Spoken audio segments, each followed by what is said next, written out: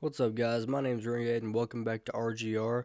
As always, if you got any recommendations on how to make this channel better or any recommendations for games, I'm all for it. Let me know in the comments. And today I will be reviewing and rating.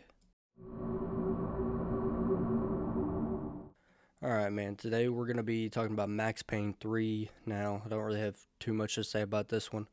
It's a solid game. It's pretty classic. I don't even know what year it came out at this point.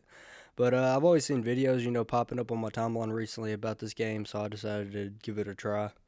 And I was impressed by the gunplay. It felt solid, third-person story shooter. Um, it's very wild with the diving and the slow motion, headshots. It's pretty crazy all around, but other than that, not much really impressed me. So let's get into it. First, we got gameplay. So gameplay's best part about this, just the run and gun shooting, playing the classic character of Max Payne.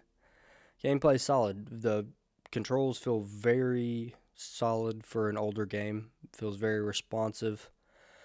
Feels like you're playing GTA. It's very similar to that with the control scheme, except you can, dive, go slow-mo, hit crazy shots, and, all that fun stuff that people love. The gameplay, I will give a 7 out of 10.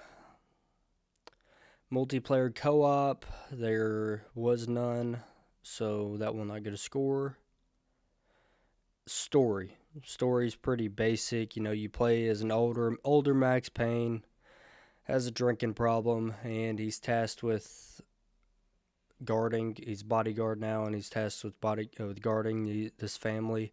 And basically, they end up getting picked off one by one, and you realize it's all this kind of conspiracy at the end. You're uncovering. Felt basic to me, very mid, just action story. Nothing really surprised me, caught me off guard too crazy. So for those reasons, I gave it a 5 out of 10. Replayability, there was none. You can get collectible gold guns for the game, so if you really wanted to replay it that bad to find them all, or find them all on your first go, you can, but there's not really any replayability with this. It's a linear story. There's like a couple of side activities, I guess, like just arcade game modes. Guess you could replay that some, but it didn't really have that much replayability to me, so I did not give it a score. Monetary value, I spent 7.8 hours in this game, so it's not really that long. You can beat it quick. And it was $20, so that comes out to $2.56 an hour.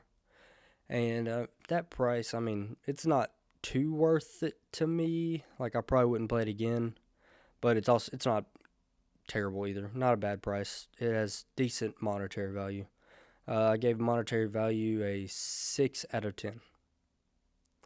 Now, fun. I did have some fun with this game, but by the end, it's repetitive. The gameplay is fun, but it's also repetitive. You're running, go to this room, kill some people, go to that room, kill some people. Maybe find a gold gun here. So by the end, I was starting to get bored with everything. I just wanted the story to end. And they do some flashbacks that I didn't really care about. I just wanted to stay with the main. Every time I'd get into the main story, it'd pop up a flashback, and I'm like, what? Y'all just had me in, and then boom, flashback. Didn't really care about that. So fun, I gave a 6 out of 10. Alright, with all of those together, it comes out to an average, a rating of a 6 out of 10. Thank you for sticking with me through this one. And if you have any recommendations on anything I could do to make the channel better, let me know. And if you have any recommendations for games, also let me know that in the comments. I appreciate it. I'll catch you in the next one.